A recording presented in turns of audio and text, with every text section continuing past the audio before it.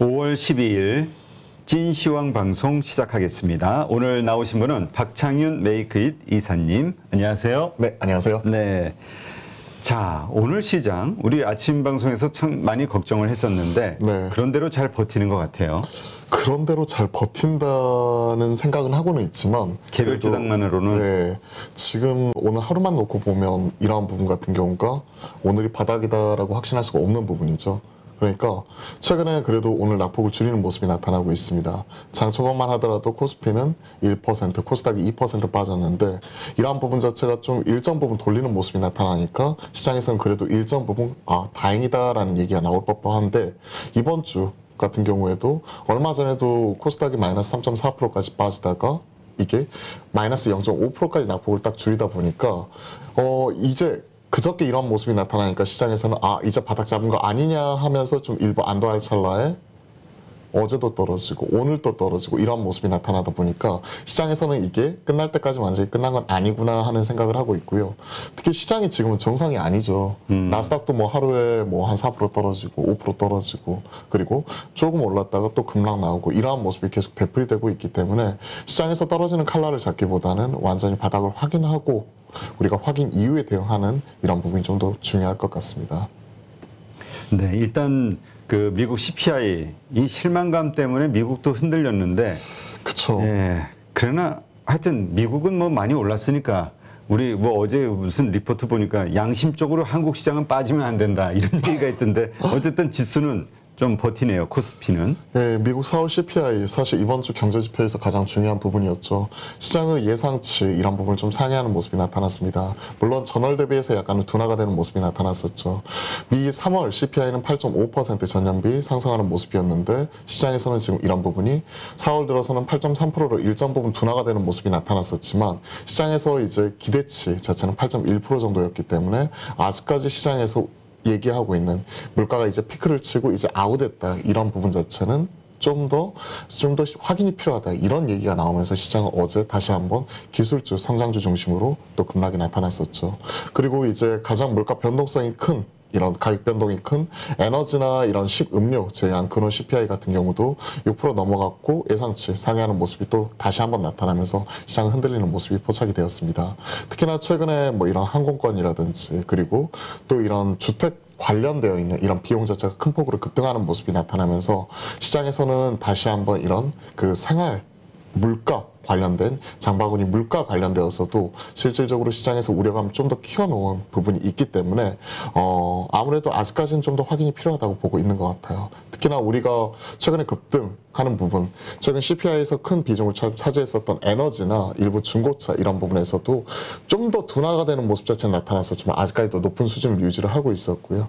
특히 이런 부분 같은 경우가 우리가 바라고 있었던 물가 피크아웃 같은 경우는 좀 더 확인이 필요하겠구나라는 부분 자체가 계속해서 같이 나타났던 것 같아요. 저도 어제 관련되어서 관련 내용을 보고 미국장 보면서 좀 답답하다는 그런 느낌을 지울 수가 없더라고요. 네.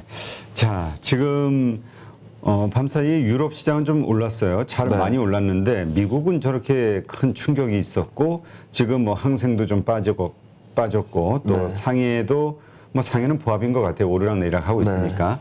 자. 우리 환율이 1286원을 돌파해서 막 움직이고 있으니까 네. 외국인이 많이 팔 것 같은데 또 외국인은 오늘 움직임은 또 그렇진 않네요. 지금 11원 10전 뭐 지금 현 시점에서 지금 올라가고 있는 모습이 나타나고 있고 뭐 외환당국 개입 뭐 이런 부분 같은 경우가 물론 또 급등하게 되면 나타날 수도 있겠지만 하루에 10원 넘게 이렇게 급등하는 부분 자체는 상당히 좀 부담스러운 요인으로 지금 나타나고 있습니다. 즉 환율이 계속해서 올라가고 있을 때 원화 약세 기조에서는 외인들이 구조적으로 연속적으로 들어오기는 좀 어려운 상황이 지금 같이 나타나고 있는 부분이고 기관들의 경우에도 여기에 따른 저가 매수세가 들어오기에는 연기금을 중심으로 계속 항공물 보유 비중 자체 주식을 축소하는 모습이 나타나고 있기 때문에 최근에는 재차 어려운 모습이 계속해서 되풀이되고 있죠. 기관 중에서도 투신이나 그리고 혹은 이제 뭐 금융투자 중심으로 좀 받쳐주는 모습이라도 나타나야 되는데 금융투자 즉 증권사 풀합자금 같은 경우는 계속 단타만 치고 있고 투신권에서는 최근에 영향 자체가 많이 축소가 되는 모습이 포착이 되었었죠. 이러한 부분이 개인의 직접 투자로 넘어갔었는데 개인들도 지금 계속해서 이러한 부분 자체의 시장에서 거래대금 위축과 증시 하락 이런 부분이 이어지다 보니까 이에 따른 공포 심리에 최근에는 기존만큼 저가 매수 자체가 강하게 들어오지 못하는 모습이 좀 나타나고 있습니다. 지금 수급적인 악순환 이런 부분 자체가 앞서 환율과 더불어서 같이 한번 우리가 점검해 봐야 될 포인트인 것 같고요. 특히나 시장이 이렇게 큰 폭으로 흔들리고 있는 가운데 특히 코스피 대비 코스닥 낙폭이 좀 더 최근에 큰 모습이 포착이 되고 있잖아요. 미국에서도 다우 대비 나스닥 하락폭 자체가 두드러지게 나타나고 있고 코스피가 지금 연중 바라보게 되면 연초 대비해서 약 15%, 코스닥은 약 20% 정도 밀려있는 모습 자체가 나타나고 있는데 최근 시장을 주도했었던 기술주, 성장주, 비싼 종목들은 기본적으로 연초 대비해서 30-40% 이상 그리고 작년 11월 중순에 고점을 찍었었던 성장주 하이라이트 피크를 찍고 나서 지금 한 6개월 후 가격을 보게 된다면 적게는 뭐 한 40-50%, 많게는 70% 넘게 빠져있는 종목도 비일비재하죠. 참 답답한 상황이 계속 되풀이되고 있네요. 네. 지금 일단 금리 인상 시기에는 그 금융주들이 괜찮다 이런 얘기가 있었고 네. 그 가운데 이제 보험주 우리 여러 차례 얘기했던 것 같은데 오늘 어떻습니까? 오늘 좀 상승하는 모습이 포착이 되고 있는데 연속성을 좀 가져가기는 힘들어요. 최근에 가장 특징적인 종목이 메리츠 화재인데요.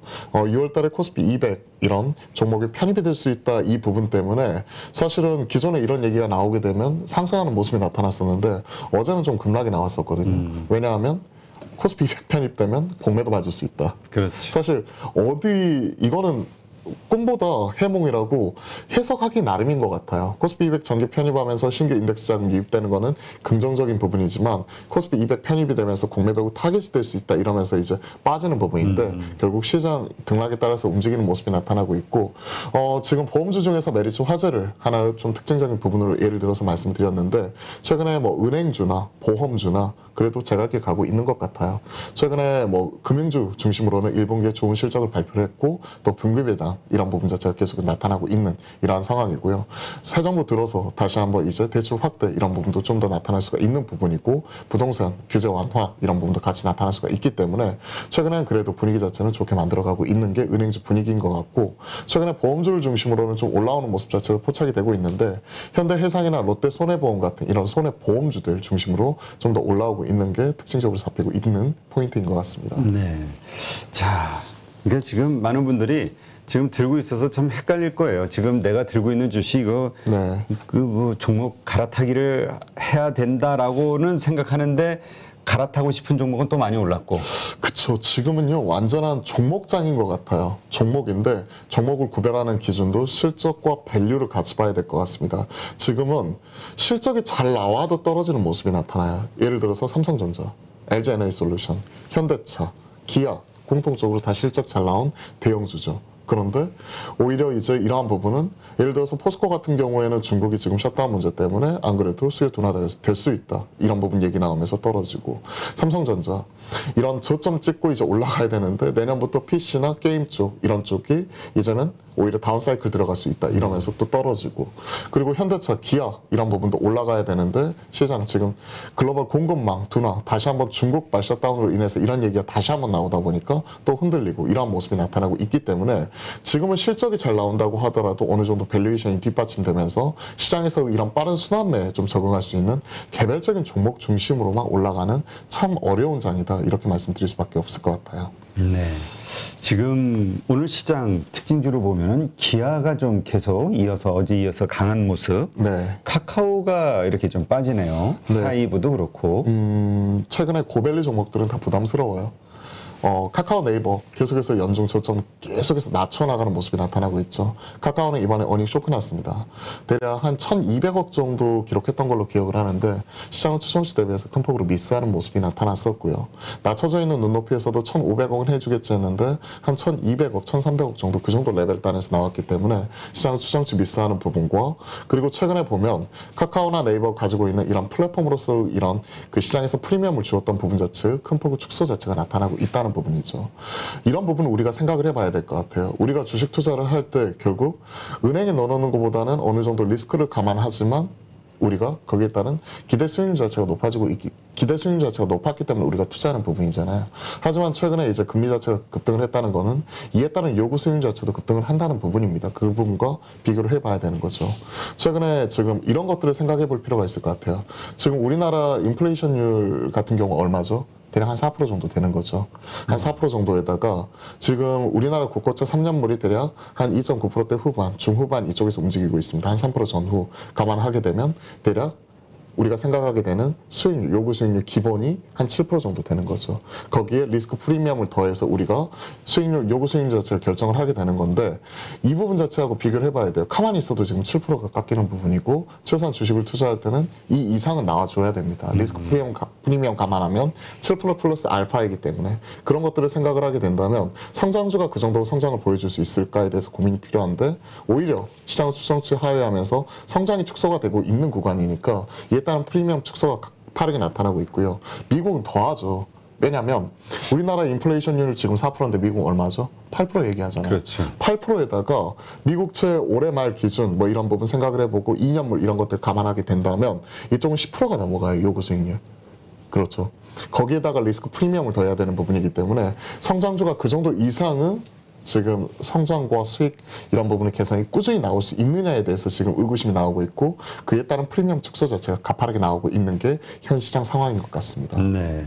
하여튼 지금 들고 있는 주식 물을 타기 좋은 주식이냐 아니면 버틸 주식이냐 그냥 아니면 매도해야 될 주식이냐 요거 잘 구분을 해야 될 아주 중요한 순간 같아요. 네, 제가 어제 한 분의 사연을 좀 들을 수가 있었는데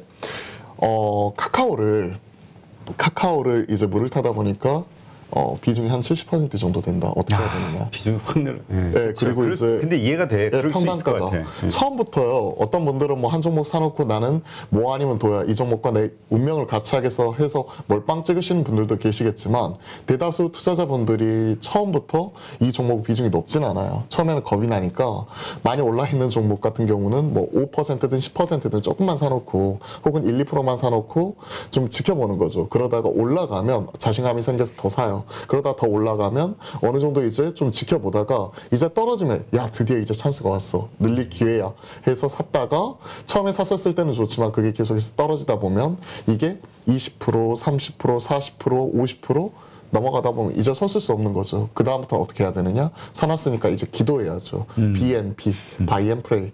기도하는 이런 매매, 이런 것들을 많이 하고 있는데 최근에는 이런 것 같아요. 제가 드릴 수 있는 현실적인 가장 큰 조언은 일단은 우리가 지금은 패닉셀링, 팔지 말자고 누구나 얘기를 하고 있죠. 싼 거 자체는 맞아요. 급락이 나왔기 때문에. 거기에 휩쓸리지 않는 게 중요하다. 팔지도 말자. 그러면 사야 되느냐? 떨어지는 칼날. 잡을 수가 없는 부분이잖아요. 그렇죠. 사기도 힘들어요. 왜? 돈도 없어요. 다 물려있는데 어떻게 사겠습니까? 돈도 없고 팔지도 못하다. 그럼 뭐 하라는 얘기냐? 전문가라는 사람 나와서 무슨 얘기하는 거냐? 지금 손 빨고 놀기보다는 그 다음 스텝을 준비를 해야 되죠. 지금이 5월 지금 오늘 12일이잖아요. 다음 주 월요일이면 1분기 실적 시즌 거의 마무리되게 됩니다. 그렇죠. 그러면 앞에서 우리가 실적 밸류 열심히 얘기했는데 1분기에 어닝 서프라이즈가 났다. 그리고 이러한 부분이 2분기부터는 이제 인플레이션, 원재료가 상승에 따른 영향으로 인해서 실적 추정치가 급하게 지금 하향 조정이 되고 있는데 그 안에서도 2분기 이후에도 실적이 잘 나올 수 있는 구조적 성장이 나올 수 있는 쪽에서 밸류에이션, 예를 들어서 뭐 PER 밸류 이런 부분 시장과 비교해 보면서 싼 종목들 이런 종목들을 지금 찾아가야 돼요. 즉 실적과 밸류 고민을 하면서 우리는 이제 그 다음 스텝에 대해서 준비를 하는 정말 중요한 시기인 것 같습니다. 지금이. 네. 지금 하여튼 지금 그 자산 시장이 워낙 뭐 흉흉해가지고 네. 지금 뭐 연준을 흉흉하죠. 믿어야 되냐, 과연 연준이 지금의 인플레이션과 뭐 경기 침체를 방어할 능력이 되겠냐, 뭐 신뢰를 좀 잃은 것 같아요. 그렇죠. 파월 연준 의장이 작년 여름까지만 하더라도 인플레이션 파이터로서 인플레이션 파이터가 아니죠. 인플레이션은 일시적이다. 이런 부분 자체가 경기가 회복하는 과정 속에서 일시적이고 금방 이제 끝일 것이다 얘기하다가 작년에 11월 정도였죠. 재지명되고 나서 인플레이션 파이터로 완전히 180도 변했죠. 그런 모습이 나타나면서 시장에서 갑자기 180도 바뀐 이런 스탠스, 시장의 신뢰를 좀 많이 잃어가고 있는 모습. 특히나 이번 5월 FOMC에서도 확인했잖아요. 자이언트 스텝 없다. 75bp 선 딱 그어가지고 하루 딱 반등 나오고 나서 그 다음부터 급락. 왜? 우리가 생각했던 것보다 인플레이션 더 심하고 75bp 아직까지도 확률 높아 있고 아직도 높게 바라보고 있고 그러한 흐름은 지속이 될 수 있다. 즉 시장 신뢰가 중요한 것 같아요. 네. 자, 이런 상황에서 참 그냥 멀쩡한 기업들도 상당히 그 어려운 상황인데. 네. 근데 요즘 쌍용차 인수전 이게 글쎄요. 이게 저 예전에 그 2008년 리먼 사태 때 네. 그 한화에서 대우조선 인수한다고 그러면서 우선 협상 대상자 선정되고 막 그러면서 주가가 폭락했던 것들이 떠올라 가지고 네, 승자 저주죠. 네. 그런 것들이. 근데 이거 참 이거에 대해서 또 기대감을 갖고 투자하시는 분들이 있다는 게 좀 걱정이 되기도 하는데 일단 지금 상황이 어떻습니까? 일단 그 여기에 대해서 이제 참여했던 다수 이제 그 LOI 그러니까 Letter of Intent 이 인수 의향서 자체를 제출했던 다수 기업이 있고 그 중에서 재무적으로 가장 유리하다고 판단했던 쪽이 바로 KG그룹, KG스틸을 중심으로 해서 이런 부분 자체 컨소시엄을 구성을 하고 있었고 쌍방울그룹 이쪽 같은 경우에도 마찬가지로 구성을 하고 있었고 여타 PF들 이런 쪽이 여기에 좀 참여하겠다라고 인수 의향서 자체를 제출을 했죠. 그 중에서 시장에서 바라보고 있는 가장 유력한 인수 후보는 바로 KG그룹인 것 같습니다. 사실 KG그룹은 인수합병 쪽에서 진짜 뭐 워낙 그동안에 진짜 뭔가 보여줬어요. 획획한 정가도 세웠고, 재무적으로도 충분하고. 2019년도에 그때 KG스틸, 옛날 그 동부제철이죠. KG스틸 자체를 인수를 하고 나서도, 그다음부터 이제 철강, 돌아서기 시작을 하면서 확실히 숫자로 개선이 되는 모습을 보여주었기 때문에, 인수 이후에 어느 정도 이제 자금 자체를 만들어 놨을 거고, 제가 알기로는 KFC 같은 경우에도 이쪽에서 상한 걸로 알고 있습니다. 그래서 뭐 KFC라든지 이런 소비재, 그리고 뭐 철강 이런 거 가릴 것 없이 여기저기 다 인수를 통해 가지고 사세를 꾸준히 확장하고 있는 쪽이 저는 KG그룹으로 알고 있어요. 그리고 재무적인 여력도 충분한 걸로 알고 있기 때문에 이쪽이 좀 가장 앞서 있는 건 아닌가. 다만 우리가 주식을 투자하는 측면에서 이런 M&A 관련된 모멘텀을 줄선다는 거는 그만큼의 변동성을 감당을 하겠다라는 얘기와 별반 다르지가 않습니다. 급등 아니면 급락, 그리고 뉴스가 나오면 또 급락 나오는 경우가 되게 많기 때문에 기대감은 기대감만으로 가져가시고 이와 관련돼서 우선 협상자 이런 부분 선정이 되는 일자가 있을 거예요. 그 부분 체크하시고 저 같으면 그 전에 팔겠습니다. 오히려. 그리고 쌍방울이나 뭐 광림, 뭐 관련되어서 IOK 등등등 나와 있는 쌍방울 그룹주는 개인적으로는 좀 비교 열 위에 있다고 판단해요. 좀 약하다고 생각을 하고 있어서 오히려 그쪽보다는 만약에 M&A에 줄을 서게 된다면 KG그룹주다라고 말씀드릴게요. 근데 개인적으로 접근하고 싶지는 않네요. 네. 그리고 이제 오늘 특징주로 보면은 그 위메이드라든가 컴투스라든가 이 가상자산을 기반으로 한 메타버스 그 다음에 뭐 이런 관련된 주들이 지금 상당히 흐름이 안 좋아요. 어제 그러니까 오늘 새벽이죠. 그 비트코인도 뭐 3만 달러 깼다 이런 뉴스가 있었고. 코인베이스, 코인베이스도 실적이 안 좋으면서 27% 빠지고, 그러니까 지금 가상자산과 관련해서 뭔가 엄청난 그 변동성이 있는 것 같아요. 변곡점이. 일단 일본은 미국에서도 나스닥을 중심으로 기술적 성장주 큰 폭의 하락이 나타나고 있다. 그러다 보니까 이쪽은 첨단이라고 할 수 있는 가상자산, 코인 관련돼서도 위험자산 회피 심리가 강하게 지금 나타나면서 가장 대장이라고 할 수 있는 비트코인이 3만 깨고 내려가는 모습이 나타났다. 그리고 최근에 또 루나 사태라고 얘기가 나올 정도로 지금 루나 코인 자체가 어제 하루만 하더라도 97% 그리고 일주일 사이에 지금 99% 넘게 폭락을 해버렸죠. 뭐 이러한 모습이 좀 나타나면서 시장에서 이에 따른 불안감 이런 부분이 좀 확산이 되고 있는 것 같습니다. 참고 삼아서 루나에 대해서 간단하게만 말씀드리면 이게 크립토 시장에서 시가총액 탑10 안에 들 정도로 8위까지 올라갈 정도로 시장에서 각광을 받았던 우리나라의 한국형 코인이었는데 이 부분 자체가 시장에서 큰 충격을 주었죠.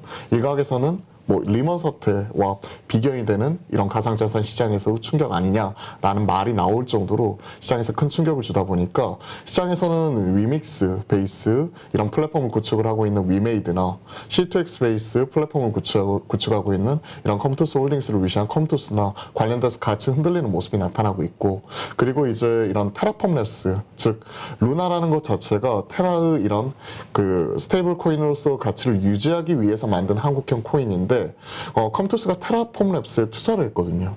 그리고 C2X가 제가 알기로는 이런 테라 기반의 테라폼 랩스와 협의를 통해서 테라 기반의 코인 베이스로 코인을 만들어서 이런 P2E 관련 사업을 진행을 하려고 하는 쪽인데 이쪽 스텝이 완전히 꼬여버린 거죠. 그러다 보니까 지금 오늘 뭐 급락이 나오는 모습이 나타나고 있는데 일견에서 이해가 가기는 하지만서도 참 개인적으로 많이 안타까워요. 근데 이게 해결될 수 있는 문제냐 아니면 그냥 우리 말 그대로 파산한 거잖아요. 그렇죠. 그러니까 이제 계속해서 그렇죠. 후폭풍이 이제 점점 더 많은 사람들이 이걸 알게 되면서 더 커질 것이냐.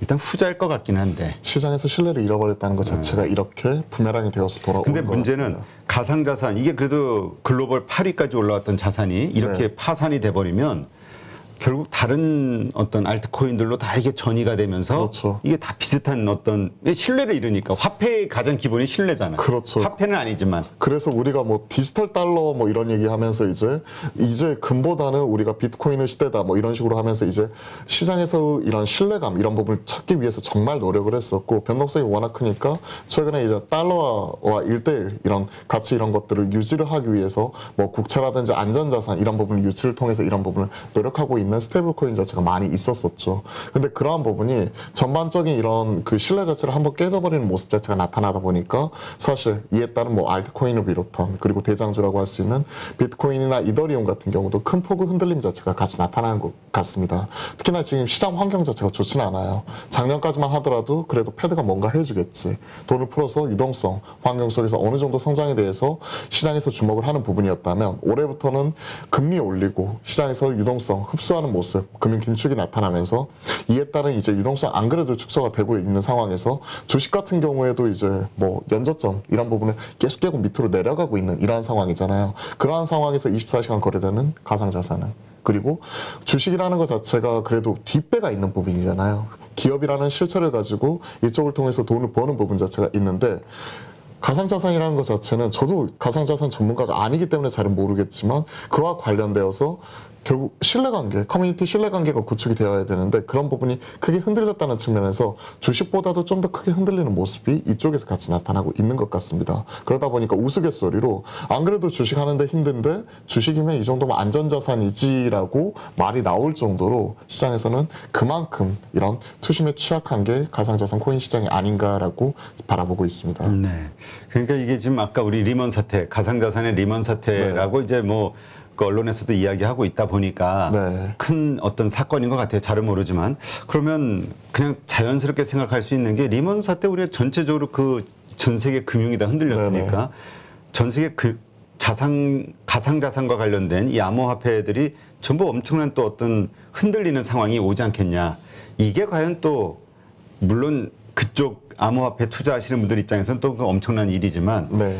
주식 투자하시는 분들이 연관될 수밖에 없으니까. 그렇죠. 많은 근데 이게 분들이 네. 어떻게 보면은 예전에 그런 얘기했던 게 기억이 나요. 주식 시장으로 들어와야 되는 돈이 더 큰 수익을 통해서 저 원하는 돈들이 저쪽으로 빠져나갔는데 네. 그게 다시 실망하면서 주식 시장으로 들어오면 유동성이 더 좋아지는 거 아니냐. 그게 이제 사람들이 올라간다는 확신이 생기고 어느 정도 이제 시장에서 이제 계속해서 고점 경신하는 모습이 나타나서 이제 이쪽보다는 이쪽으로 넘어가야겠다 하는 이런 부분 자체가 나와야 되는데 지금은 둘 다 같이 빠지고 있죠. 이쪽이 발목을 잡으면서 주식도 같이 빠지고 있죠. 예를 들어서 지금 앞에서 게임, 메타버스 관련된 종목들 그리고 가상자산 관련된 거래소 관련된 주요 종목들 주식 관련해서는 다 같이 이제 떨어지는 모습이 나타나고 있고 이러한 부분이 떨어지다 보니까 사람들이 이에 따른 손실을 메꾸기 위해서 다른 주식도 팔면서 수급 악순환이 되풀이되는 모습 자체도 같이 나타나고 있는 것 같아요. 즉 우리가 얘기하고 있는 이런 로테이션 이런 측면에서 놓고 보았었을 때 지금은 이런 것들을 생각해 볼 필요가 있을 것 같습니다. 한국 자산 왜 이렇게 약하냐, 환율 왜 이렇게 약하냐 이런 부분 생각을 해볼 때 결국 한국과 미국의 금리 자체가 역전이 되어버리는 부분이잖아요. 신용도는 우리보다 미국이 당연히 높겠죠. 근데 연말 정도 되면 현 시점에서 우리나라가 지금 1.5% 미국이 1%지만 연말로 이런 부분이 빅스텝 연속으로 나타나고 하게 되었을 경우에 미국이 우리나라보다 금리가 더 높을 수 있다. 그러한 상황이다 보면 당연히 한국에서 돈을 빼가지고 미국으로 넘어가다 보니까 계속해서 이에 따른 달러 수요 자체가 넘치게 되는 거고 워낙 약세 이런 부분이 나타나는 부분이죠. 그러면 한국에서 돈을 빼서 미국으로 넘어간다. 그럼 미국에서 넘어갔었을 때 이때 고민을 해봐야죠. 그럼 미국 주식 지금 좋아야죠. 근데 왜 빠질까요? 미국도 이에 따른 그레이트 로테이션 자체가 나타나는 거죠. 돈이 주식으로 들어가는 것이 아니라 지금 안전자산인 오히려 국채 이런 쪽으로 좀 넘어갈 수 있다는 부분이죠. 그런 것들을 생각을 해보게 된다면 우리나라 가상자산에서 돈을 빼가지고 가상자산 뺀 걸로 주식을 살 것이냐? 지금 그런 부분에 있어서는 당연히 퀘스천 마크가 달릴 수밖에 없다는 거죠. 그런 부분을 계속 생각을 해봐야 될 것 같아요. 그리고 주식 앞서 이제 금리에 대해서도 한번 말씀을 드려본 적이 있는데 이에 따른 요구 수익률이 계속해서 올라갈수록 아무래도 여기에 지친 투자자, 맞출 수 없는 투자자분들은 여기에서 오히려 돈을 빼서 국채나 오히려 은행권 같은 이런 안전자산 이런 쪽으로 넘어갈 수 있는 부분 자체가 나타나고 있기 때문에 시장에서 유동성 축소 이런 부분이 단순히 하루 이틀 되는 문제도 아니고 구조적으로 이런 부분이 계속해서 나타나고 있는 상황이다 보니까 지금 실적이나 밸류가 안 나오고 기대감만으로 올라왔었던 이런 친구들 같은 경우에는 좀 뭐랄까요, 큰 폭의 가격 조정 자체도 같이 나타나고 있는 이런 상황이 계속 되풀이되는 것이죠. 참 시장 보면서도 이런 것들이 좀 답답해요. 그리고 실적 이런 것들도 우리가 체크해야 되는데 아쉽지만 게임즈는 1분기 실적 추정치 계속해서 하향 조정이 되는 모습도 같이 나타났으니까요. 네.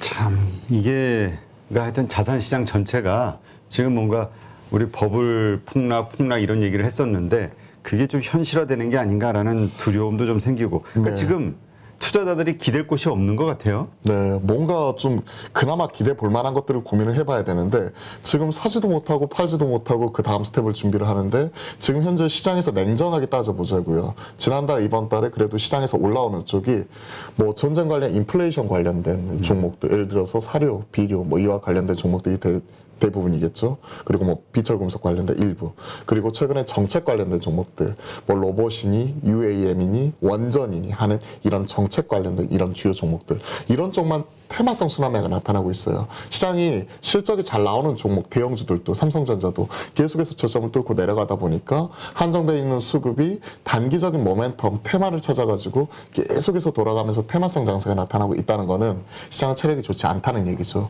그 와중에서도 그나마 자기 목소리를 내는 쪽이 그나마 실적이 잘 나왔었던 기판 관련된 일부 종목들이나 그리고 몇몇 뭐 최근에 뭐 SOL 같은 이런 정제마진 같은 경우가 올라가면서 2분기 이후에도 실적 서프라이즈가 날 수 있을 만한 이런 종목들로 개별적인 종목장 이런 부분이 계속해서 전개가 되는 거죠. 그런 부분을 계속해서 우리가 점검을 같이 해봐야 될 것 같습니다. 네. 하여튼 지금 컴투스하고 위메이드를 필두로 한 P2E 게임들 여기 이제 기본적으로 가상자산에다 연계가 되다 보니까 맞아요. 네.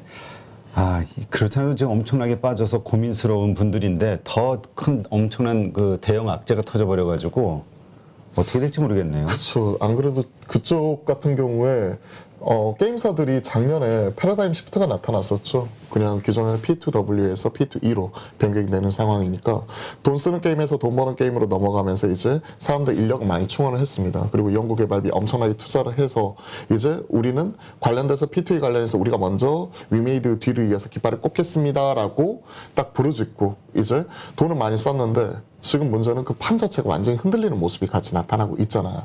모르겠습니다. 장기적으로는 이런 식으로 바뀌어갈 것 같은데 그래도 단기적으로 이제 비용 따는 늘어났는데 당장은 실적 자체가 안 나와버리는 이런 모멘텀 공백기에 지금 처해 있는 게 바로 게임사의 상황이 아닌가라고 저는 개인적으로는 판단을 하고 있어요. 그렇기 때문에 위메이드는 고점 대비해서 지금 한 6개월 정도 지났는데요. 작년 11월 중순 고점 대비해서 지금 마이너스 75% 뭐 이렇게 급락이 나올 수 있는 게 바로 이쪽 시장인 것 같습니다. 네. 자, 이렇게 어려운 상황. 참 오늘 근데 또 엄청나다 그러면 그렇고 네. 저 실적이 안 좋아서 또 많이 빠지고 급락하고 있는 게 LG생활건강. 이거 그쵸. 이건 빼놓고 얘기할 수가 없죠. 네.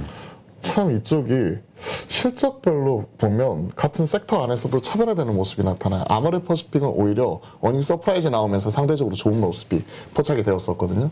근데 이쪽에서는 LG생활건강은 똑같이 중국 사업 진행을 하면서도 좀 이번에 폭탄을 맞았고 그러면서 차별화가 나타났었고 그리고 최근에 똑같은 이제 그 편의점 빅2 중에서도 BJF 리테일이랑 GS 리테일도 확실히 좀 차별화되는 실적 이런 것들이 나타났었고 그래서 특히나 예전에는 하나의 섹터가 좋으면 이게 확산이 되면서 같이 가는 모습이 나타났다면 지금은 섹터 안에서도 어느 종목은 튀고 어느 종목은 떨어지고 이러다 보니까 완전한 종목장, 완전한 각계 전투 이런 부분이 같이 나타나는 게 특징인 것 같아요.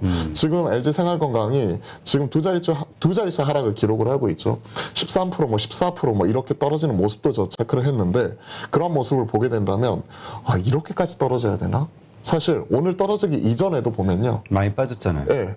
50주 신저가 부분이었어요. 자, 주가를 한번 보겠습니다. 이 부분을 보면 참 놀라워요. 이게 작년 여름에 178만 4천 원까지 올라갔습니다. 178만 4천. 이게 월봉이에요. 참고로. 월봉. 와, 저 각도 봐. 각도가 그냥. 왜냐하면 우리가 LG생활건강 하면 가장 상징적인 인물이 있죠. 차석영 부회장, 차석영 매직. 그러니까 10년이 넘게 계속해서 사상 최대 실적 경신해 나가면서 좋은 모습이 나타났다가 이게 한번 흔들렸던 게 작년 제가 기억하기로는 작년 3분기 한번 흔들렸었고 작년 4분기에 어닝 쇼크가 났어요. 그리고 이번에도 어닝 쇼크를 기록을 했는데 이번 실적이 대략 시장 추정치 대비해서 한 48% 정도 미달하는 모습이 나타났습니다. 제가 오늘 기억하기로는 대략 한 1,700억대 영업이익 기록한 걸로 알고 있는데 구체적으로 한번 살펴보죠. 이게 1분기 어닝 쇼크 이런 부분 자체 실적 쇼크 이렇게 나왔었고 시장에서는 기대했었던 것 자체가 3,000억대 중반이었는데 한 1,000 지금 보면 영업이익이 1,700억대 맞네요. 1,756억 정도 기록하면서 전년비 52.6% 감소했고 시장은 추정치 대비해서 마이너스 48% 정도 나왔습니다. 구체적인 내용을 좀 살펴봤더니 중국에서 폭탄이 맞았어요. 중국에서 폭탄 맞으면서 이쪽 화장품 매출이 한 70% 정도 한 40% 이상 줄었고요. 그리고 영업이익은 70% 넘게 빠졌습니다. 그러면서 올해 예상이 되는 영업이익 자체도 한 40% 정도 하향 조정을 하면서 목표가 하향 관련 리포트 자체가 쏟아지다 보니까 이에 따른 영향이 나타났었고 어제 장 마감 이후에 실적 발표를 했는데 그때만 하더라도 시간의 단일가에서는 마이너스 한 4% 정도 빠지는 모습인데 간밤 미국장 하락과 더불어서 실적 안 좋은 종목에 대한 이런 디스카운트 이런 부분이 더 들어가면서 오늘 아침에 10% 전후에서 빠져서 출발했었고 오늘 추가적으로 좀 더 밀리는 모습 자체가 이렇게 나타나고 있죠. 일봉 이런 부분을 보시면 아시겠지만 왜 떨어지는 종목은 돌파를 봐야 되고 추세에 역행하면 안 되는지에 대해서 정확하게 나타나는 것 같아요. 지난 1년 동안 계속해서 빠지는 모습이 계속 나타나고 있잖아요. 그런 상황 속에서 계속해서 흘러내렸죠. 이러한 모습을 좀 바라보게 된다면 그냥 우리는 글쎄요. 가지고 계신 분들 입장에서는 지금은 사실 팔기도 쉽지만 않은 상황이니까 2분기부터는 그래도 상해를 중심으로 어느 정도 좀 회복을 한다고 하니까 좀 기다려 보고요. 신규 접근이나 이런 부분 같은 경우는 돌리는 거 확인할 때까지 숫자가 나올 때까지는 좀 더 기다릴 필요가 있겠다, 늦출 필요가 있겠다라고 같이 말씀드려볼 수밖에 없을 것 같아요. 2분기 연속 쇼크는 좀 크거든요. 그리고 차성의 매직이 있는데 사실 매크로 자체가 전체적으로 깨졌죠. 그런 부분 생각해야 될 것 같습니다. 네, 외국인이 엄청 오늘 팔아대고 있네요. 네. 결국 외국인 수급, 기관과 외국인이 끌어올리는 종목 장세이기 때문에 여기서 그렇게 또 대량으로 매도하는 상황에서는 뭐 버틸 수가 없겠죠. 네. 근데 걱정이 되는 건 이게 이제 오늘 하루로 끝날 것이냐 아니면 이제까지의 그 패턴들을 보면은 이렇게 급락 이후에도 여러 날 또 여진이 남았어 가지고 맞아요. 네. 지진 이후에 여진 계속 흔들리는 모습이 계속해서 포착이 되었었고요. 지금 이 대응 전략 어떻게 가져가야 될까요? 일단은 이 LG생활건강에 대한 대응 전략, 그 다음에 우리 전체 시장에 대한 내일 대응 전략. 일단은 지금 LG생활건강 같은 경우에는 앞에서 간단하게 말씀을 드렸던 대로 지금 중장기적으로 아예 길게 보유하고 계신 분들은 좀 지금 좀 지켜보자라고 말씀드릴게요. 왜냐하면 이쪽 같은 경우에는 사실은 우리가 누구나 바라보고 있었던 화장품 개인적인 뷰는 이제는 코로나 지났으니까 이런 부분 자체 1분기를 저점으로 해서 2분기부터는 어느 정도 올라올 것이다. 그리고 중국 시장 확대가 되는 모습이 나타날 것이다. 이런 분위기였는데 중국의 제로 코로나 정책 셧다운이 길어지다 보니까 이런 부분이 계속해서 딜레이 되면서 좀 안 좋은 모습이 나타났었죠. 그럼에도 불구하고 아모레퍼시픽의 경우에는 이니스프리 매장 한 절반 이상 축소하면서 비용단 이런 계절이 좀 일부 성공하는 모습이 나타나면서 그래도 상대적으로 시장 기대치를 충족하는 모습, 비트하는 모습이 나타나면서 서프라이즈가 나왔다면 LG생활건강 같은 경우는 그러지 못했어요.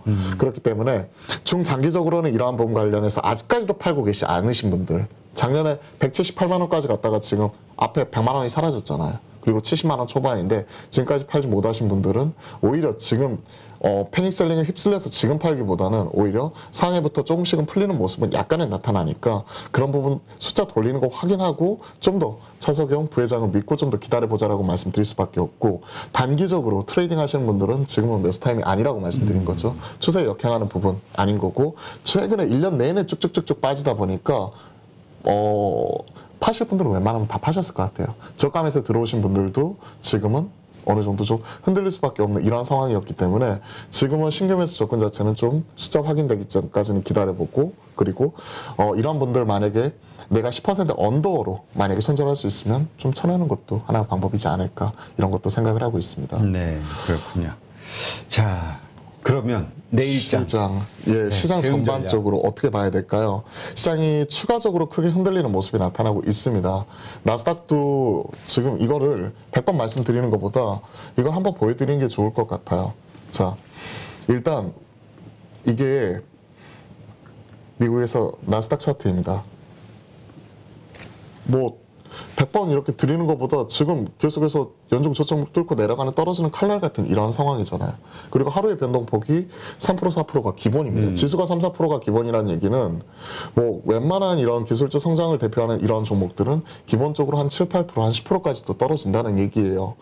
그런 모습이 좀 나타나고 있는 게 이제 미국 나스닥 상황이고, 우리나라 이제 기술적 성장주를 대변하게 되는 코스닥 상황, 이런 부분도 같이 한번 봐야겠죠. 이런 부분을 보게 된다면 코스닥도 마찬가지로 저점을 뚫고 계속해서 밑으로 최근에 내려가는 모습이 나타나면서 기존의 저점까지 내려왔고요. 코스피 같은 경우는 저점을 더 뚫고 밑으로 더 내려와 버렸죠, 최근에. 그죠? 그러한 모습이 나타나면서 지금이 뭐 저감에서 들어가야 될 타이밍이다, 이렇게 말씀하시는 분들이 많은데, 전 개인적으로 이렇게 생각을 합니다. 지금은요, 돈이 있으면 좀 돈을 가지고 좀 지켜보는 대응 전략, 안 사는 것도 기술이고요. 그리고 안 파는 것도 기술이라고 생각을 합니다.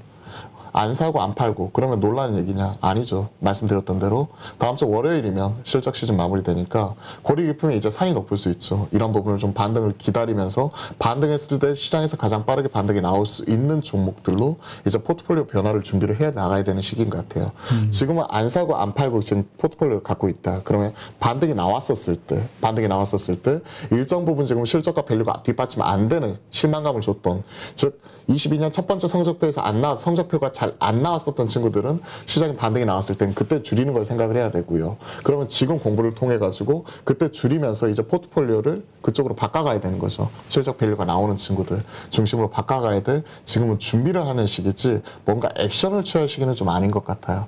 지금은 태풍이 막 휘몰아치고 있잖아요, 밖에. 그럴 때 태풍은 눈 한가운데로 뛰어갈 거 아니면 태풍은 좀 영향권 밖으로 잠깐 떨어져 가지고 내 자신을 돌아보면서, 자, 이 다음에 시장이 어느 정도 태풍이 잠잠해지고 밖에 나가서 이제 외출을 할 수 있을 때, 그때에 대해서 우리가 고민이 필요한 거죠. 나갔었을 때 이 종목을 좀 줄이고 나중에 실적 밸류 나오는 이 종목을 좀 채워야지 하면서 1분기 성적표 이제 마무리되는 시즌이기 때문에 그러한 부분을 좀 준비하는 좀 시기로 삼으면서 오히려 이럴 때 좀 더 공부하자라고 말씀드려 볼게요. 네, 하여튼 정말 힘든 시장입니다. 지금 박창윤 이사님 말씀하신 대로 잘 참고하셔서 어떻게 대응할 것인지 미리 좀 고민을 많이 해두시고 결정을 해두시는 게 좀 필요할 것 같아요. 네. 예, 자꾸 그 상황, 갑작스러운 상황들에 그냥 그 일희일비하면서 급작스럽게 대응하다가는 좀 더 손실이 커질 수 있으니까요.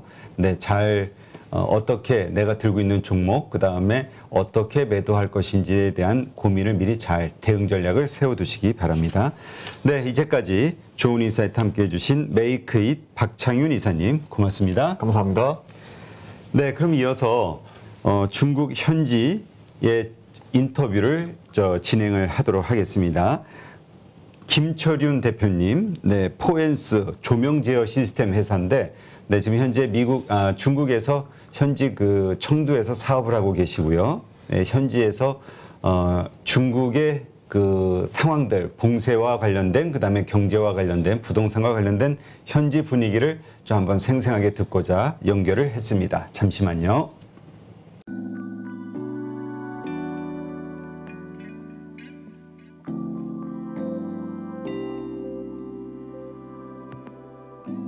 네, 오늘 8.15 모니터에서는요, 조금 특별한 시간을 준비했는데요.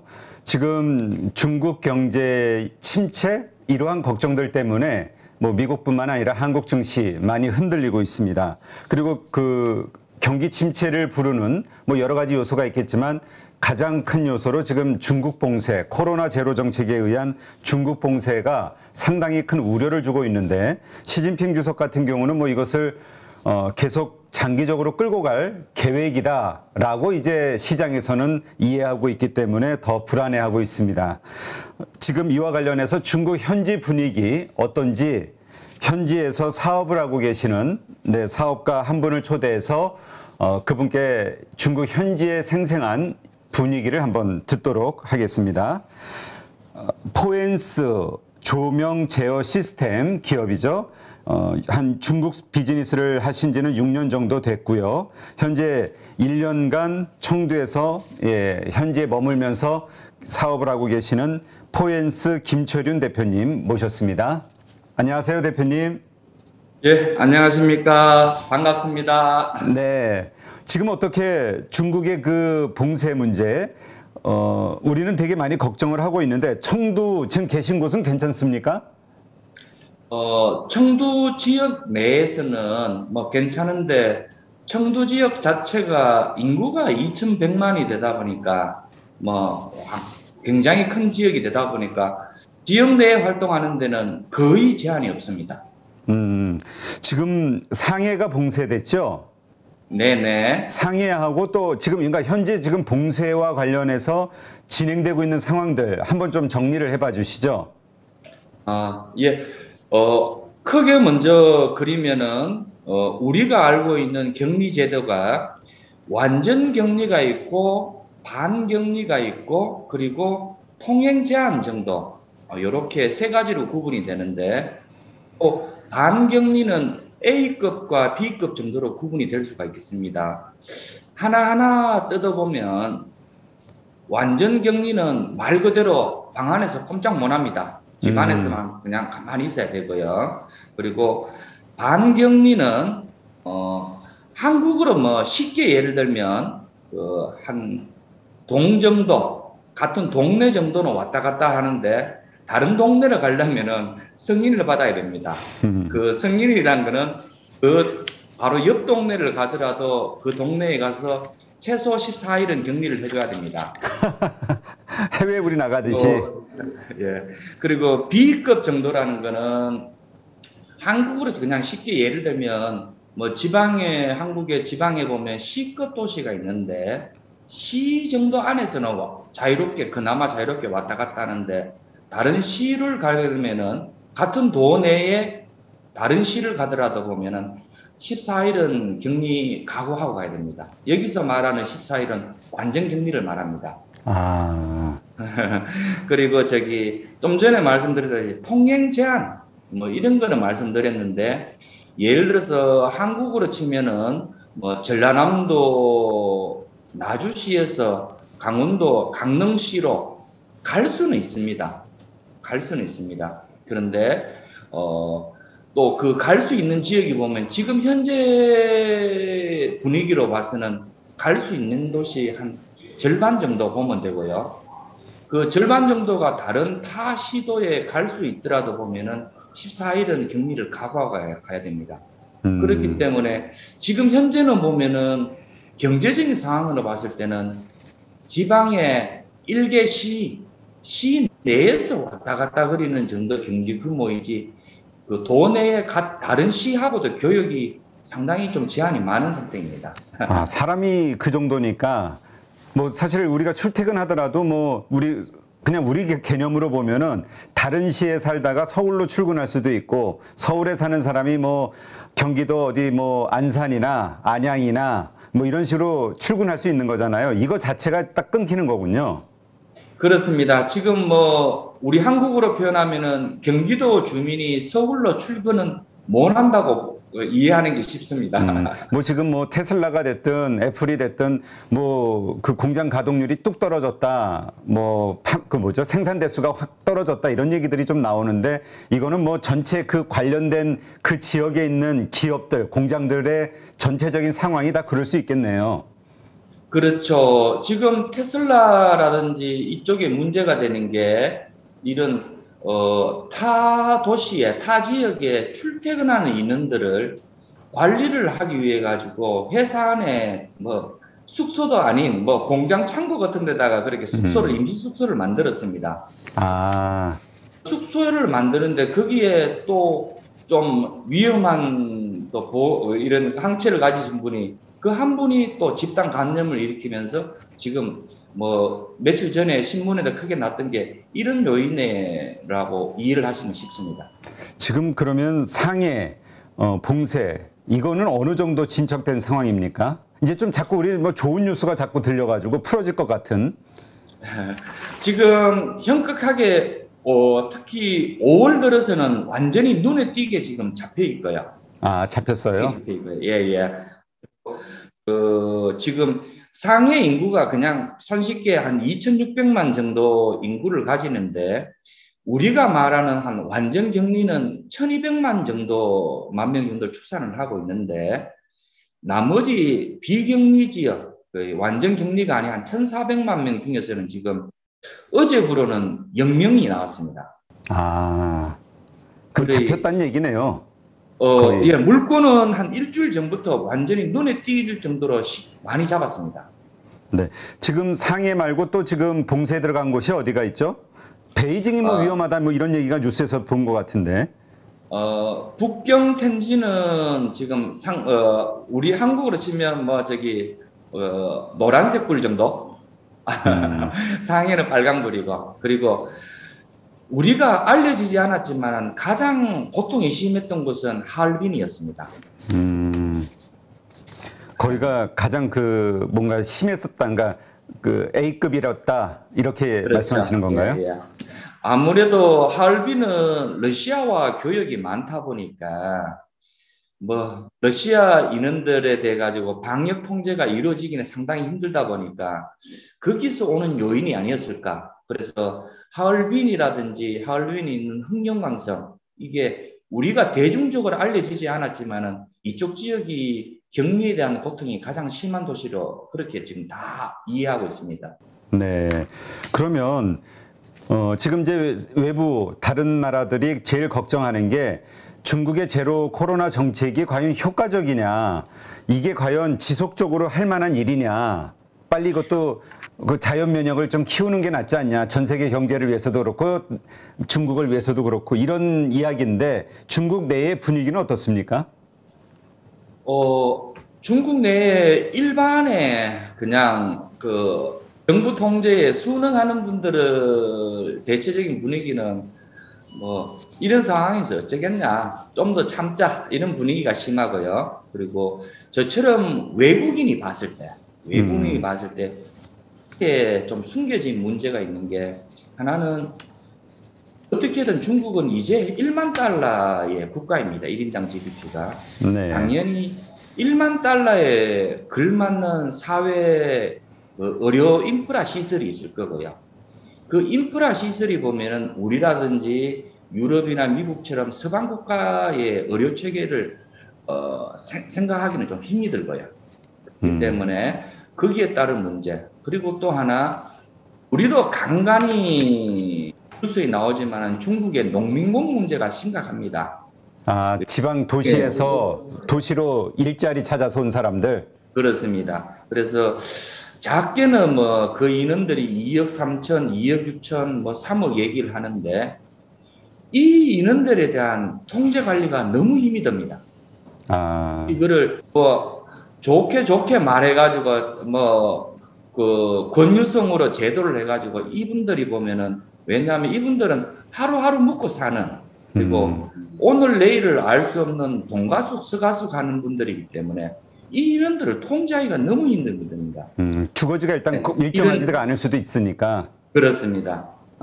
그렇기 때문에 강력한 통제를 통해 가지고 원천 차단. 그래 여기는 보면 농미공 문제도 보면 상당히 깔려 있지 않은가 저는 그렇게 생각하고 있습니다. 그렇다면 지금 일단 국민들, 그러니까 외국인들은 되게 좀 불만스럽거나 뭔가 정책 변화를 원하지만 중국인들 자체는 현재 그 봉쇄 조치에 그냥 순응한다. 별 그 큰 불만은 없다. 이렇게 보면 될까요?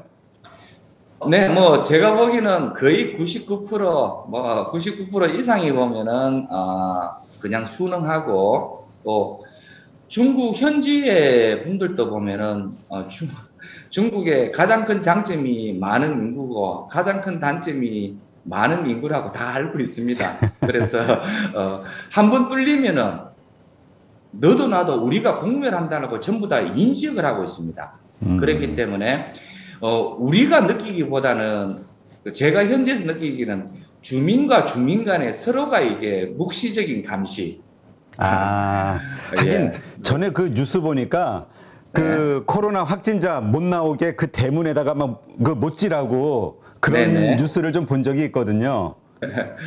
뭐 그런 거는 어찌 보면은 퍼포먼스인지 정말로 그랬는지는 이거는 확인 사항이 조금 필요한 사항인데 확인 그 정도로 사항인데, 어쨌든 예. 그 서로 그 이웃을 그 감시한다, 그러니까 경계한다, 그 확산되는 거, 환자들에 대한. 네네네네. 예. 하여튼 뭐 저희도 지하철에서 한참 심할 때 기침하고 그러면 모두가 다 피해고 막 이랬죠.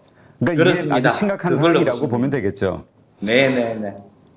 그런데 그 현지에서 그런 분위기는 없나요? 그러니까 다들 백신을 맞았잖아요. 근데 네네. 외국에서 볼 때는 그게 시노팩 그 백신 같은 거 다 물백신 아니냐, 효과 없을 것이다. 그래서 중국이 봉쇄하는 이유도 그 환자라든가 치사자들이 너무나 많이 나올 거기 때문이다라는 시각도 있는데 현지의 분위기는 어때요? 자기가 맞은 백신에 대한 효과, 이러한 신뢰도는 어떻습니까?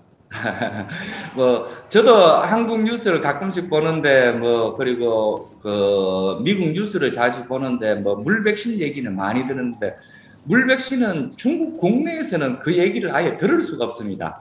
그래요?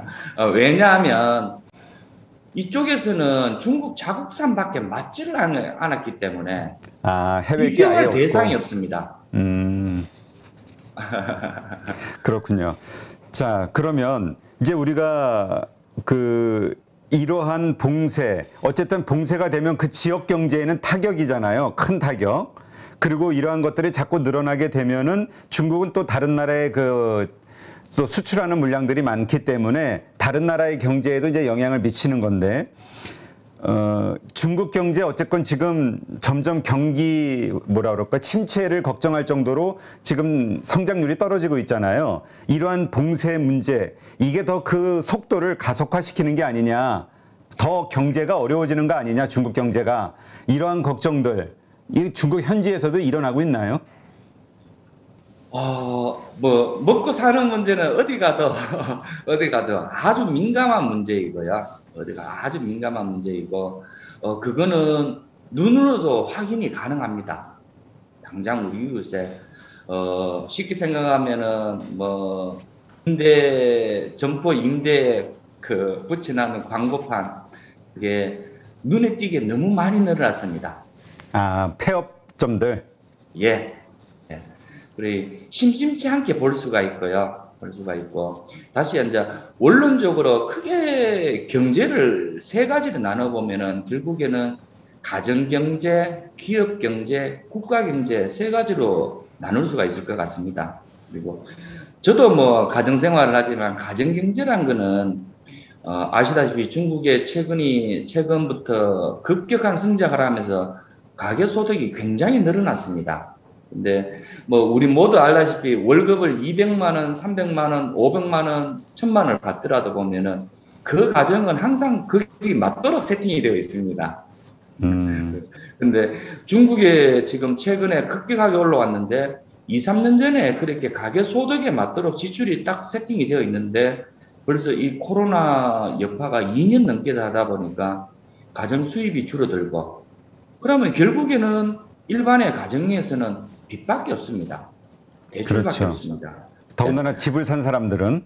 그렇습니다.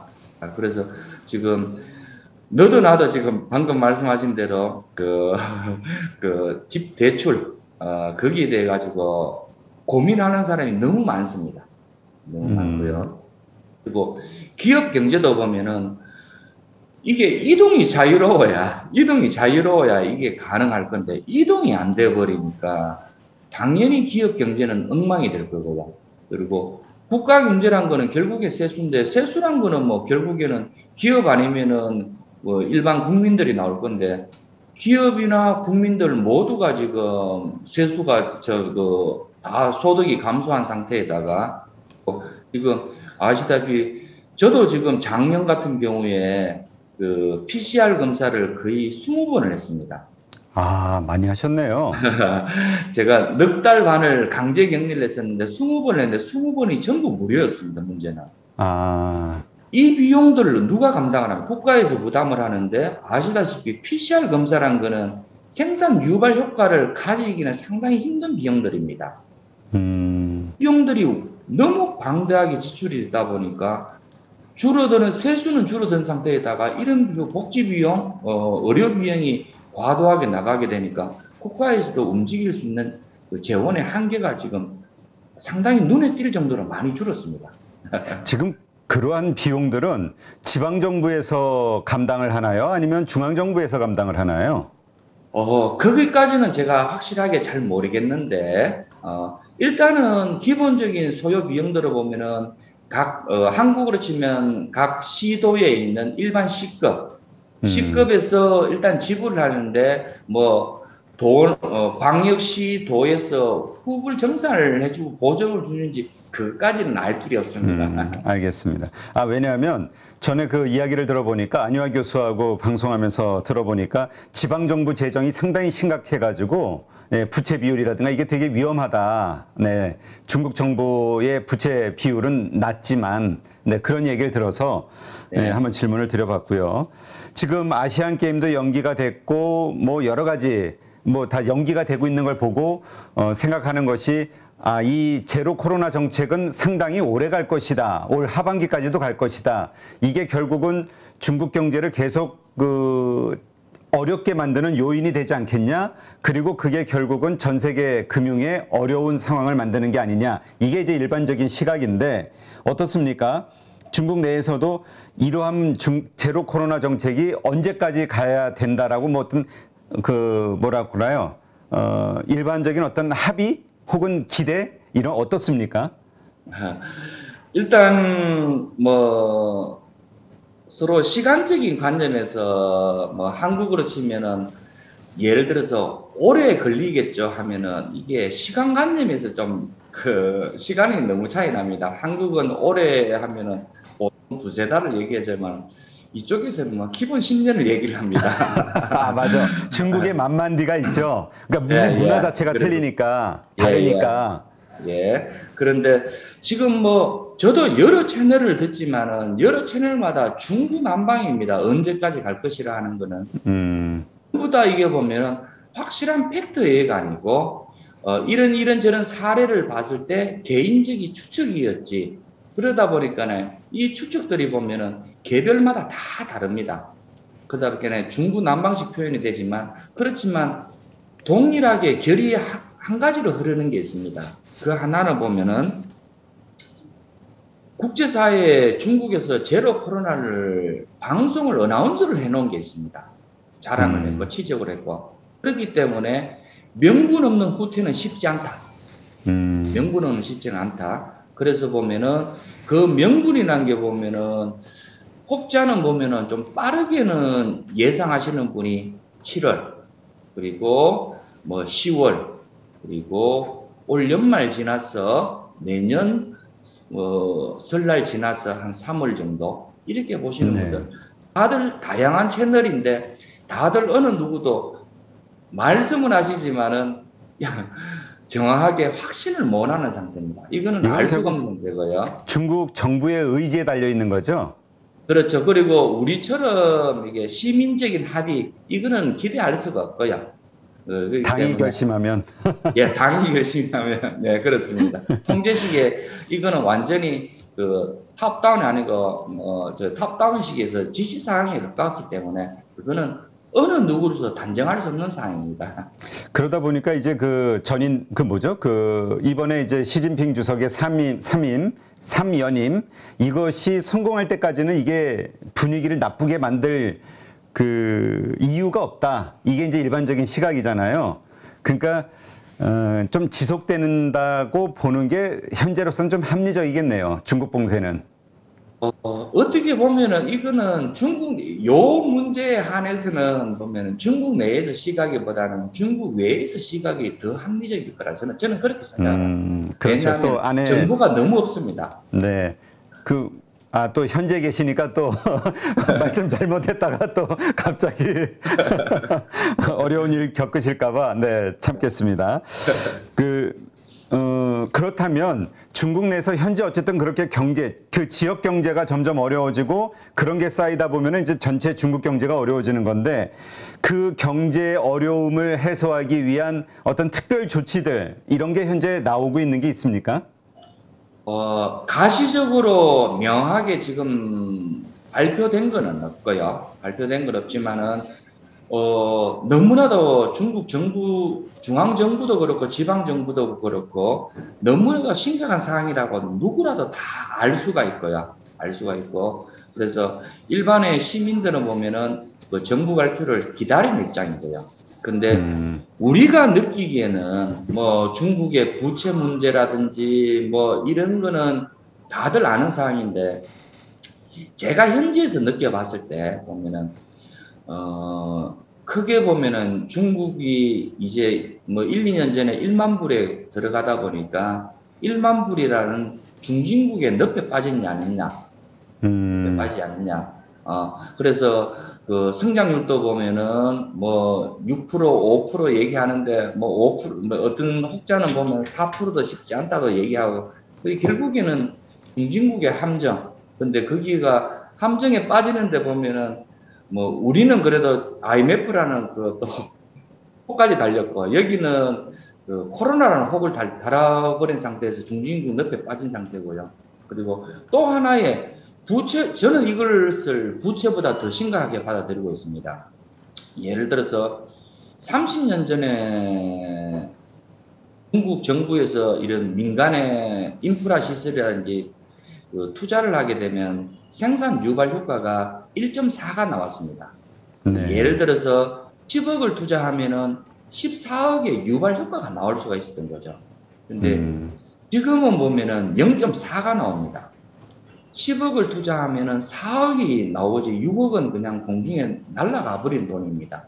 이것을 그 흔히 말하는 토건적인 시각으로 보면은 그걸로 보면은 돈 되는 목 좋은 곳은 이제 개발이 다 완료가 됐고 그래서 변두리에 이런 쪽에 하기는 해야 되는데 그거를 투자 회수율의 측면 이쪽으로 보면은 답이 없는 상태인 거죠. 그래서 저는 이게 두 가지 문제, 중진국의 함정에 빠졌는데 그게 코로나와 같이 동일하게 빠졌다는 문제, 그리고 둘째는 보면은 생산 유발 효과가 가지고 너무나도 지금 떨어져 있다.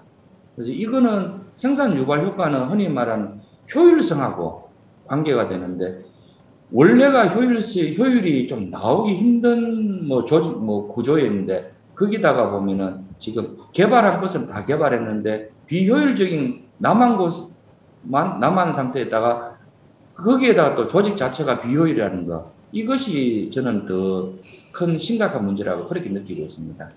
네. 그렇잖아도 그 중국 경제의 성장 가운데 많은 부분이 그 부동산 경제라고 이야기를 하잖아요.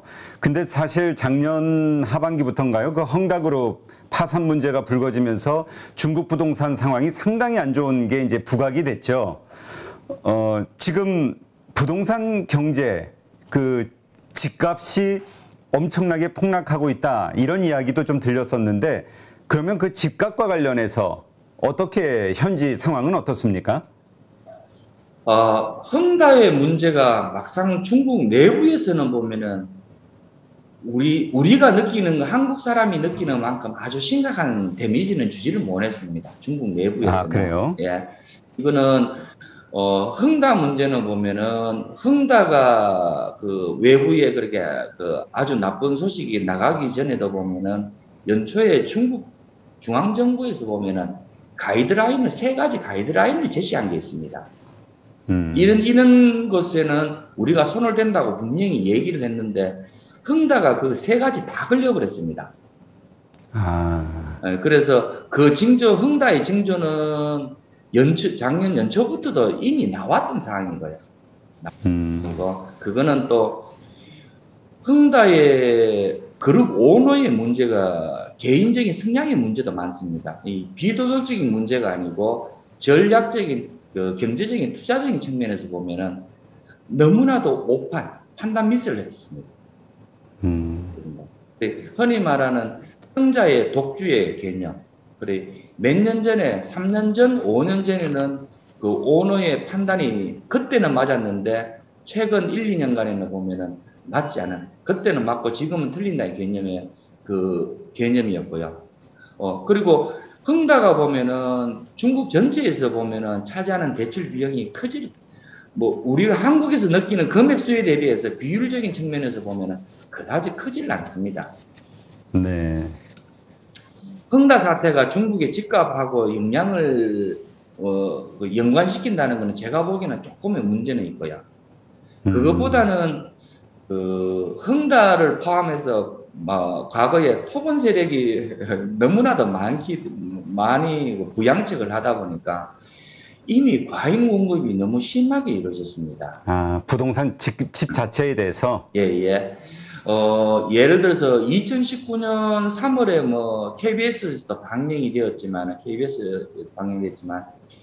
빈집이 8,800만 채라고 얘기를 하고 있습니다. 빈집이. 아, 엄청나네요. 이거는 뭐 KBS 공식적으로 발표가 했던 거, 방영 1시간을 방영을 했던 상황인데, 지금 이미 공급이 너무나도 많이 이루어졌고요. 지금도 보면은 빈집, 원래가 빈집이는데가 또 코로나가 터지면서 보면은 대출 받아는 갚지를 못해가지고 또 빈집이 또 발생을 하고, 그러다 보니까 이런 요인들, 또 보면은 부동산 침체에 보면은 아주 상당한 영향을 미치지 않을까, 저는 그렇게 생각하고 있습니다. 그러니까 지금 우리가 중국 경제에 어떤 위기를 가져올 수 있는 요소로 보는 게 몇 가지가 있는데, 그 중에 하나는 이제 그 기업 부채 문제가 있고요. 네. 그 다음에 이제 중국은 지금 금리를 자꾸 낮추고 있는데, 이제 미국을 포함한 이쪽은 금리를 올리니까 금리 역전에 의한 자산 그 반출, 예, 그러니까 투자 자산의 반출에 대해서 이제 많이 고민을 하고 있는 거잖아요. 네. 그리고 또 하나가 이 부동산 경제가 무너지게 되면 사실 자산의 폭락을 부르는 거고, 거기에서 시작된 금융권의 어떤 위기, 이런 것들이 연쇄의 도산으로 이어지니까 이거에 대한 걱정을 외부에서 하는 것만큼 중국 시장 자체에서도 고민을 하고 있나요? 그런 분위기가 있나요? 아시다시피 중국 내적인 정보, 중국 외적인 정보에서 보면, 중국 외적인 정보는 한국에서 듣는 거의 양에 제가 느끼기에는 5%, 10%가 안 됩니다. 아, 중국 내에서 통용되는 정보가? 예.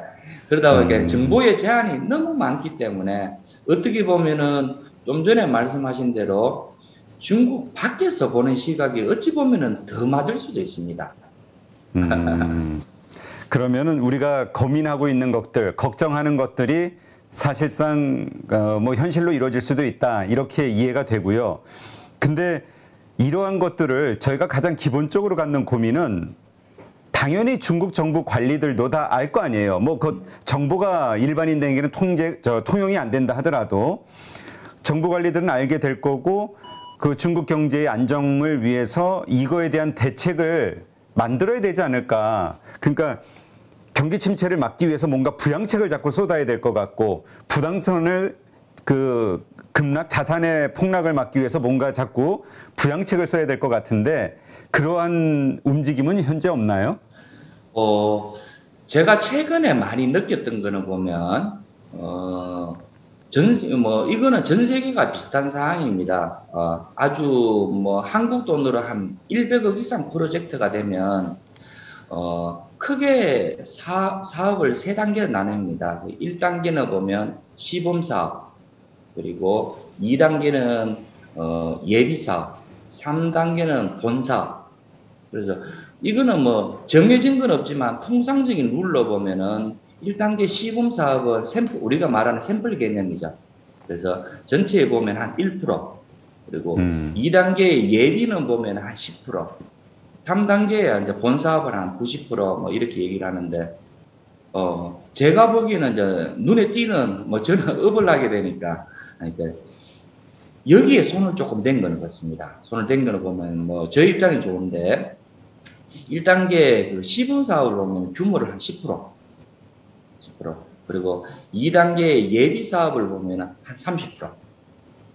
왜냐하면은 이거는 바로 어차피 해야 될 사업이 하기로 결정이 난 사업인데 1단계, 2단계에 보면은 조기 투입이 가능하니까요. 아, 근데 그게 규모가 말씀하신 대로 10%, 30%더 커졌다는 건가요? 아니면 그 10%, 30% 먼저 조기 집행을 했다는 의미인가요? 10%, 30%가 먼저 시행을 하면서 조기 집행까지 하는 거죠. 조기 집행. 예. 그거 외에는 뭐 따로 이 정책 현재 뭐 불거지고 그러니까 드러나 있는 건 없나요? 경기 부양과 관련해서? 뭐 외부에 확연하게 드러난 정책은 지금 어디도 없고요. 어디도 없고. 그런데 누구라도 다 알고 있습니다. 뭐 요즘 어디 가다 보면은 중국의 어느 지방을 가더라도 경제 공무원들이 최고 바쁩니다. 저는 모르겠지만 늘 바쁩니다. 그래서 이거는 결국에는 이런 대책 관련인 거라 그렇게 생각을 하고 있고요. 저도 중국에 여러 경제 공무원들이 있지만은 이 친구들이 최근 들어서 상당히 조용합니다. 조용한데 조용한 게 보면은 바빠서 조용한 것 같습니다. 네, 알겠습니다. 하여튼 뭐 중국의 경기 부양책이 뭔가 파격적인 게 좀 나오기를 바라는 게 뭐 중국 사람만이 아니라 해외에 많은 투자자들이 기대하고 있는 건데 조금 더 지켜봐야겠네요. 일단 금융시장과 관련해서 중국에 또 이렇게 직접 기업을 하시니까 뭐 대출면이라든가 뭐 요새 지준율 인하하고 뭐 이런 걸 통해서 금리를 낮추고 있잖아요. 실제적으로 지금 중국에서 대출 같은 거를 받아서 또 사업을 하고 계시죠? 저는 아직 뭐 중국에서 대출을 받을 정도의 규모가 되질 않아서 그렇고요. 했는데 최근에 얘기를 들어보면은 대출 받기가 2, 3년 전에 비해 가서는 좀 힘이 든다. 그때보다는 오히려 힘이 든다. 그러니까 코로나 이전 아니면은 코로나 직후의 상황보다는 힘이 든다는 거죠? 어떻게 보면은 2020년 코로나 첫 해가 보면은 대출 받기가 참 좋았답니다. 그때는 많이 뭐 풀었다는 얘기는 들었어요. 그렇습니다. 예. 근데 최근 특히 올해 들어와서는 2019년, 2015년보다도 더 받기가 더 힘들다. 결국에는 은행도 돈이 없다는 얘기 그렇게 저는 해석을 하고 있습니다. 네, 아까 중국 우리 부동산에 대한 이야기 잠깐 나눴는데 저희가 이런 얘기를 한 적이 있거든요. 지금 부동산 가격이 폭락하는 걸 거래 통제를 통해서 뭐 중국 정부가 인위적으로 조정을 하고 있잖아요. 그래서 뭐 폭락을 좀 막고 있다, 자산의 폭락을 이런 저희가 이해를 하고 있는데 결국은 경제가 살아나는 거는 일반인들이 집을 사고 싶어하는 그 수요 심리가 살아나느냐, 투자 심리가 이거라고 저희가 얘기를 들었거든요. 안유아 교수하고 인터뷰에서 현재 중국 국민들이 집을 사고 싶어하는 지금 싸다 뭔가 이런 심리가 살아나고 있나요? 지금 그런 생각을 하기에는 너무나도 지금 여유롭지 않은 상황이고요.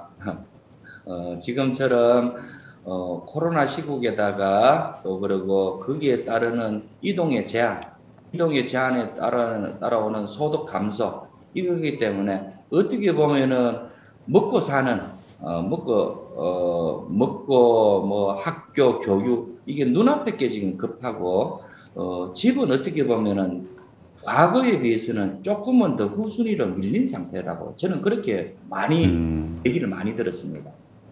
네, 알겠습니다. 그러니까 부동산 수요, 중국 경제의 근간, 우리 한국도 그렇지만 중국도 이제 상당히 부동산이 경제에서 많이 차지하는데 내수 경제를 살리는 가장 쉽고 빠른 방법이 부동산이라고 얘기를 들었는데 어쨌건 수요자들의 심리는 지금 바닥인 걸로, 아직은 살아나지 않은 걸로 이해를 하겠습니다. 네. 이렇게 좀 현지에 계신 분의 말씀을 통해서 지금 우리가 중국에 대해서 듣고 있는 여러 가지 상황들 이게 어떤 현지에 계신 분과의 어떤 현실적 괴리감이 어떤가 이런 게 좀 궁금했는데 뭐 거의 외부에서 걱정하는 상황들이 중국 내부에서 일어나고 있구나. 단지 중국인들은 그거에 대해서 별로 심각성을 못 느끼고 있구나. 이 정도로 이해가 되네요. 네네. 네, 알겠습니다. 오늘 이렇게 시간 내주신 포엔스 네, 저 조명 제어 시스템 회사죠. 포엔스 김철윤 대표님. 네, 아니 1년 계시면서 4개월 격리됐으면 이거 엄청난 건데요. 완전 격리가 넉 달 보름이었고, 또 반격리가 2개월이 있었습니다. 그래서 6개월 저 대표님만 그런 거예요? 네. 아니면 일반적인 외국 사업가들 다 그런 거예요? 아닙니다. 제가 조금, 제 주변 사람들도 그럽니다. 2021년 기준으로 코로나의 비감염자 중에서 전 세계에서 격리를 가장 오래 했다. 아주 독특한 상황이었습니다. 네, 알겠습니다. 하여튼 그 요즘 나오는 화면들 보니까 외국인들은 그 봉쇄된 거에 대해서 막 공황 상태를 일으키면서 답답해가지고 이동을 못하니까 그런 게 뉴스에 좀 나오던데 건강 잘 지키시고요. 다음에 또 중국 소식 저희가 현지 듣고 싶은 게 있을 때 또 한번 연결을 하도록 하겠습니다. 예, 감사합니다. 네, 고맙습니다. 네. 노후로 접어들면서는 결국 돈이 얼마만큼 있느냐가 중요한 게 아니라 내가 필요한 만큼의 돈이 없으면 그만큼 자유가 박탈돼요. 이게 목숨 같은 거잖아요. 그렇죠. 거기에 자기 일생을 모아온 돈인데 이제 그런 생각을 가지고 출발하려고 합니다.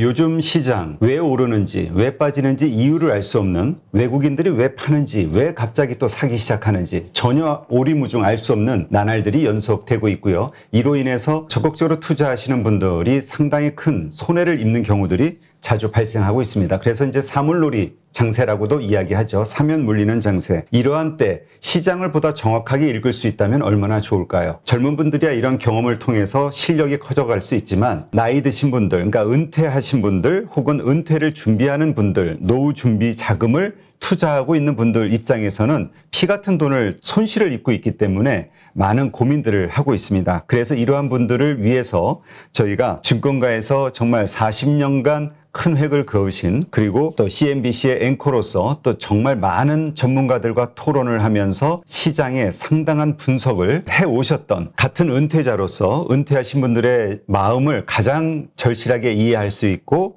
또 그 돈이 얼마나 소중한지 잘 이해하시는 백만개미 채널을 운영하시는 한세구 당주님을 이번에 모셨습니다. 그리고 은퇴자들에게 가장 최적화된 교육 프로그램을 만들었는데요. 안녕하세요. 안녕하십니까? 네, 이 50대, 60대 혹은 뭐 은퇴를 준비하는 40대들도 그렇고요. 나이가 든 상태에서 자산을 날리게 되면 이걸 복구하기가 참 어렵고 심리적으로 초조해지죠. 그러면 그러다 보니까 자꾸 또 실수를 하게 되고. 그러니까 이제 저도 제가 은퇴하고 시니어가 돼 보니까 더 절실하게 이제 그걸 느끼겠어요. 저도 현역에 있을 때는 굉장히 공격적으로 뭘 하는 사람 중에 하나였는데 그럴 수밖에 없는 게 이제 젊다는 건 뭐냐면 나한테 기회가 또 한 번 있다 하는 거가 되는데 연령이 어느 정도 돼서 이제 그 시니어 대열에 들어가시는 분들은 사실은 목적이 좀 달라요. 젊은 사람의 경우는 뭔가 이거를 내가 기회를 삼아서 내 인생을 좀 바꿔지는 이런 이뻐 메이킹한 뭐 그런 걸 만들어 보자 이럴 수도 있잖아요. 근데 사실 이제 뭐 은퇴하고도 노년에 그렇게 될 수도 있지만 확률적으로 굉장히 떨어지고 노후로 접어들면서는 결국 돈이 얼마만큼 있느냐가 중요한 게 아니라 내가 필요한 만큼의 돈이 없으면 그만큼 자유가 박탈돼요. 결국 돈은 자유하고 비례한다 이런 생각이 자꾸 이제 저도 시니어가 돼 보니까 들어요. 그러니까 시니어에서는 뭐 1억 천금을 벌고 막 인생을 바꾸고 이런 거보다는 어떻게 합리적인 그 내 재산을 증식해 갈 수 있느냐. 그래서 이제 그런 거에 주안점을 맞추고 가장 중요한 거는 원금이 깨지면 안 돼요. 그렇죠. 네, 손해가 나면 복구할 수 있는 기회도 적고 굉장히 힘듭니다. 그래서 제가 이제 늘 말씀드리는 게 내가 너무 일찍 팔았나? 조금 더 갖고 있으면 더 먹을 텐데 이런 생각하시지 말고 오히려 아쉬운 게 원금 손해 나서 힘든 것보다 훨씬 낫습니다. 이런 말씀 드리죠.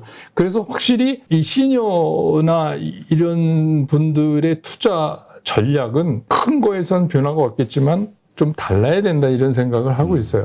그렇죠. 그러니까 뭐 리스크 관리가 좀 더 예민해야 그렇죠. 되고요. 네. 사는 시점, 그다음에 파는 시점이 네. 일반적인 투자자들하고는 이 네. 노후 자금을 운용하시는 분들은 네. 좀 달라야 된다. 네. 이게 이제 정말 많은 전문가들의 이야기입니다. 그래서 이번에 한세구 당주님과 8.15 캠퍼스에서 만든 성공 노후 투자 스쿨, 이건 아무래도 은퇴하신 분들, 그다음에 네. 은퇴를 준비하시는 분들을 특정하고 있기 때문에 일반 프로그램과는 좀 달라야 될 것 같거든요. 네, 어떤 차이가 있을까요? 이 기존의 어떤 투자 교육 프로그램들과? 사실 어떻게 보면 이게 최초인데요. 어떤 특정 계층, 시니어라든지 노후 자금이라든지 이런 거를 세분해서 거기에 맞는 어떤 투자 전략이나 정보 제공이나 시장 분석법이나 이런 건 처음이 아닌가. 그래서 사실 첫 번째는 제가 40여 년 동안 주식 시장에서 같이 했다는 거. 두 번째는 저 또한 시니어라는 거. 그래서 제가 그 어떤 심정인지 제가 잘 아니까 그런 의미에서는 좀 낫지 않을까 이런 생각도 동시에 하고 뭐 그렇습니다. 그래서 결국 우리가 할 수 있는 행동은 그래서 살 거냐 팔 거냐 가만히 있을 거냐 이 세 가지 중에 하나로 귀결돼야 되는데 그래서 저는 이제 이런 모든 내용을 가능하면 좀 간단하게 간결하게 전해드리려고 원래도 제가 좀 그런 스타일이지만 그렇게 할 거고 그다음에 이제 또 한 가지는 어느 한쪽에 치우침이 없어야죠. 하여튼 이러한 것들이 결국 노후를 보내는데 절실하게 필요한 은퇴자금, 그다음에 노후 준비를 하시는 분들에게는 큰 노하우 혹은 실질적인 도움이 되지 않을까 저는 그렇게 기대가 됩니다. 앞으로 8.15 캠퍼스를 통해서 만나는 분들께 마지막으로 하시고 싶은 말씀 있으시면. 네, 특히 이제 이 제목 자체가 성공 노후 투자 스쿨이에요. 그러니까 이미 제목에도 나와 있지만 이거는 특히 이제 시니어 분들이 많이 관심을 좀 갖고 보셔야 되는데 그런 의미에서 저는 이렇게 생각을 합니다. 그러니까 주식 시장에 접근하는 그 자세부터가 노후 시니어들은 이걸로 대박 내려고 그러면 금방 쪽박으로 갑니다. 그러니까 남보다 더 벌겠다가 아니라 남만큼 나도 벌어야 되겠다. 이런 마음가짐으로 접근을 하시면 성공 노후 투자 스쿨과 함께 하시면 좀 시장에서 그래도 평균 이상은 하실 수 있지 않을까. 그러니까 노후 자금은 그게 중요하죠. 그리고 원금을 어떻게 하면 안 깨먹고 잘 보존하나 이게 목숨 같은 거잖아요. 그렇죠. 거기에 자기 일생을 모아온 돈인데 이제 그런 생각을 가지고 출발하려고 합니다. 그래서 여러분들이 많은 성원해 주시면 더 열심히 하겠습니다. 네, 저희도 최초로 시도하는 건데 은퇴하시는 분들, 은퇴를 이미 하신 분들 그리고 은퇴를 준비하는 분들에게 가장 최적화된, 가장 필요한 그러한 교육 프로그램이라고 감히 말씀드릴 수 있는데 이런 분들에게는 정말 도움이 될 거라 저희도 기대를 합니다. 오늘 좋은 말씀 고맙습니다. 감사합니다.